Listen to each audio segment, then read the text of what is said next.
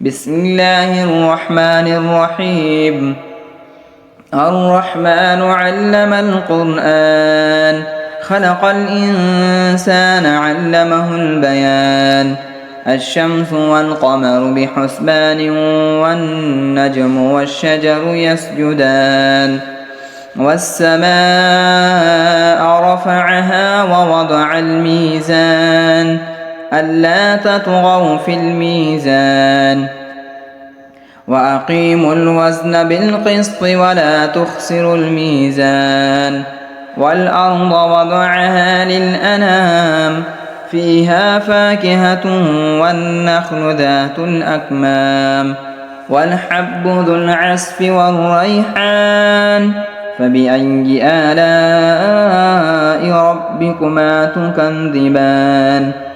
خلق الإنسان من صلصال كالفخار، وخلق الجان من مارج من نار.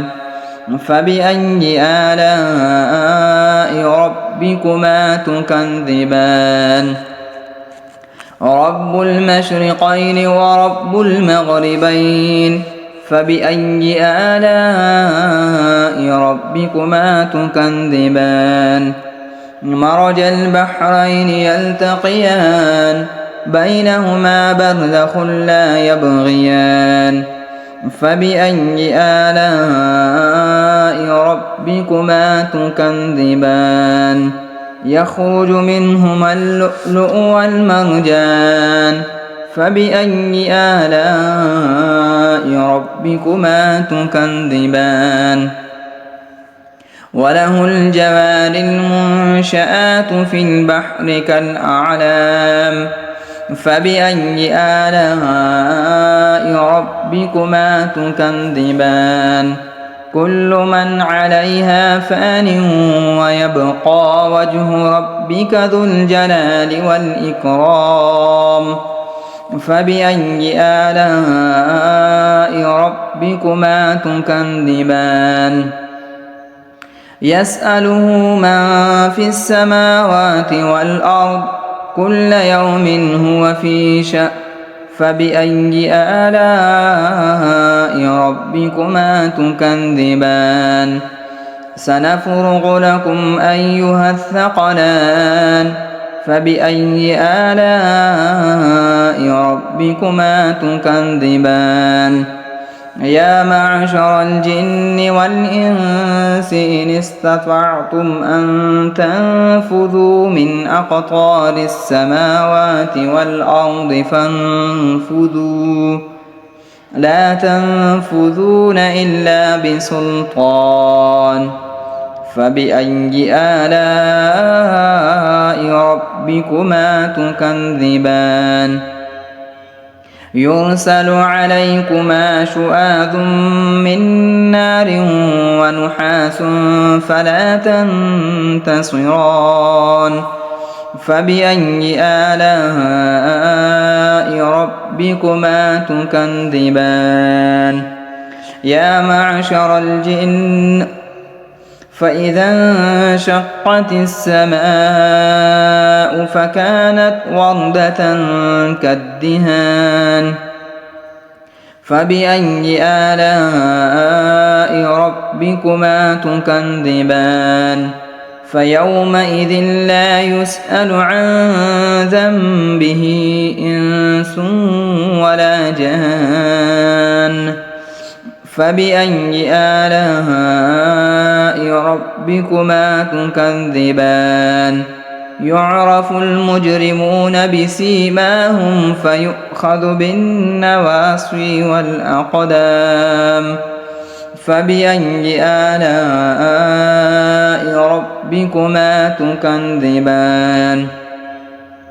هذه جهنم التي يكذب بها المجرمون، يطوفون بينها وبين حميم آن. فبأي آلاء ربكما تكذبان؟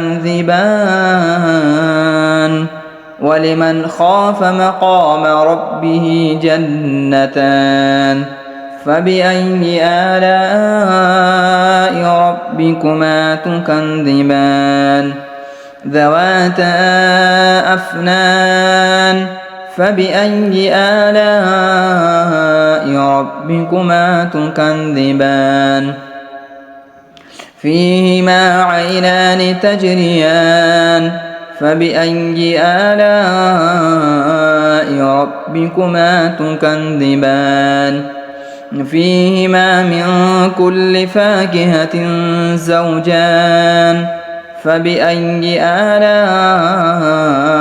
ربكما تكذبان متكئين على فرش بطائنها من استبرق وجنى الجنتين دان فبأي آلاء ربكما تكذبان فيهن قاصرات الطرف لم يطمثهن إنس قبلهم ولا جان فبأي آلاء ربكما تكذبان كأنهن الياقوت والمرجان فبأي آلاء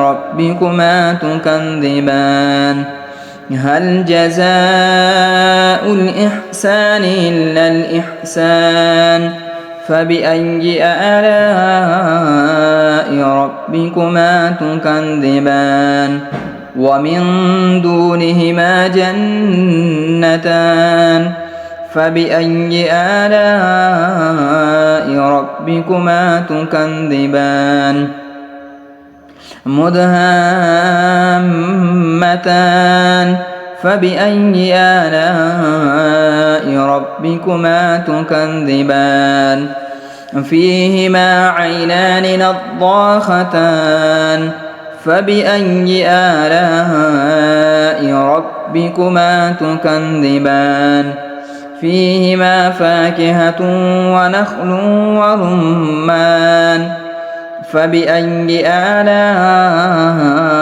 ربكما تكذبان فيهن خيرات حسان فبأي آلاء ربكما تكذبان حور مقصورات في الخيام فبأي آلاء ربكما تكذبان لم يطمثهن إنس قبلهم ولا جان فبأي آلاء ربكما تكذبان متكئين على رفرف خضر وعبقري حسان فبأي آلاء ربكما تكذبان تبارك اسم ربك ذي الجلال والإكرام